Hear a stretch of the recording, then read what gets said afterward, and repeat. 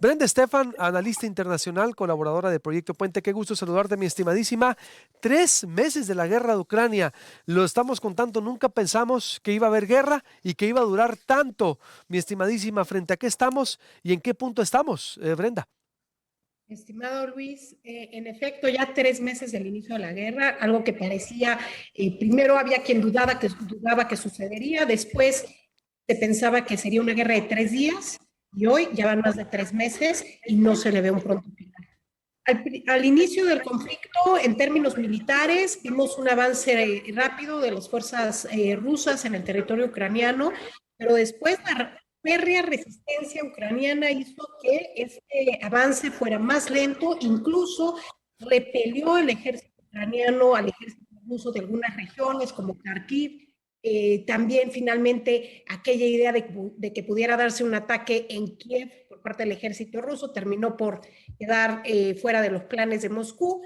Sin embargo, a pesar de que hubo una pequeña musiquita en los oídos hace 3, 4 semanas en donde se hablaba de pequeñas victorias ucranianas que dieron pues como una esperanza de que finalmente Ucrania pudiera ganar este conflicto, la realidad es que no es así enteramente. En los últimos días, Mariupol, esta ciudad icónica que se convirtió en símbolo de la resistencia ucraniana, cayó ya de lleno en manos del ejército ruso. También está avanzando de manera importante en la región noreste del Donbass.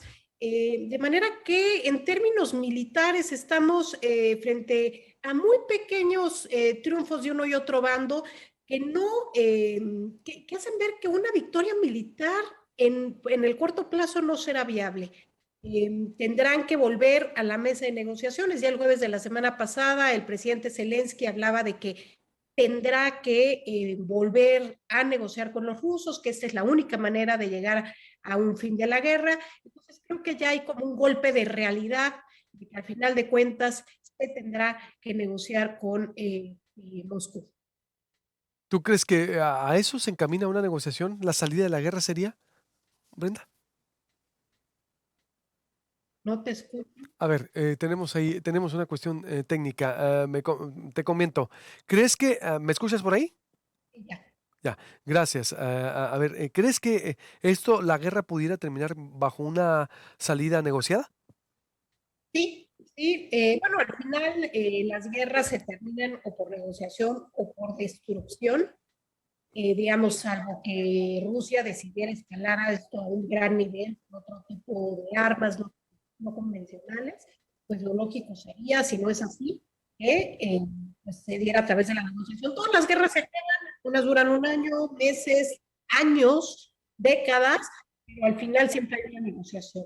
Y esta negociación se da con base en la relación de fuerzas que hay entre los adversarios. Una guerra de alta intensidad como la que estamos viendo entre dos países no se juega nada más en el frente militar. Hay una enorme cantidad de frentes, el diplomático, la diplomacia pública, la comunicación, en fin, hay una serie de elementos además de el terreno militar y todos estos lo toman en cuenta los países adversarios a la hora de una negociación para saber qué es están dispuestos a ceder y lo que necesitan de la otra parte. En este momento, la verdad es que se ve complicado porque de alguna manera Occidente ha decidido apoyar a Ucrania para que Putin no gane esta guerra, pero Putin no puede perder esta guerra. Putin antes se hunde con el barco que perder esta guerra. Entonces eso no hay que perderlo de vista, porque finalmente nos encontramos ante un impasse en el que las dos partes consideran que no pueden. Entonces, me llama la atención el punto también en lo que estamos, porque también no ha sido un día de campo para Putin. No la puede perder, pero tampoco la está ganando. ¿O sí la está ganando, o Brenda, al margen que se pueda acabar por negociación o destrucción? No, yo creo que hay pequeños avances, algunos simbólicos como Mariupol, pero realmente no hay un avance fuerte del ejército ruso. Hay que pensar que el ejército ruso era considerado pues el segundo más importante del mundo, la segunda mayor potencia militar, el país más extenso del planeta, y se pensaba que una vez que invadieran Ucrania, en unos días podrían tomar el control del país. Incluso la inteligencia estadounidense que habló de la invasión, que dijo esto va a suceder, nunca pensó que la resistencia ucraniana lograra resistir tanto, digamos, los embates del ejército ruso. Entonces, claramente no ha ido como Putin quisiera, como decía, una guerra que pensaba sería una guerra relámpago, la Blitzkrieg, se ha convertido pues en una guerra de ya más de 3 meses, y al final de cuentas, hoy Rusia controla de facto buena parte del sudeste, está, digamos, las costas del mar de Azov, que era una pues de sus intenciones, pero no ha podido avanzar mucho más allá de eso y ha tenido pérdidas importantes en términos militares.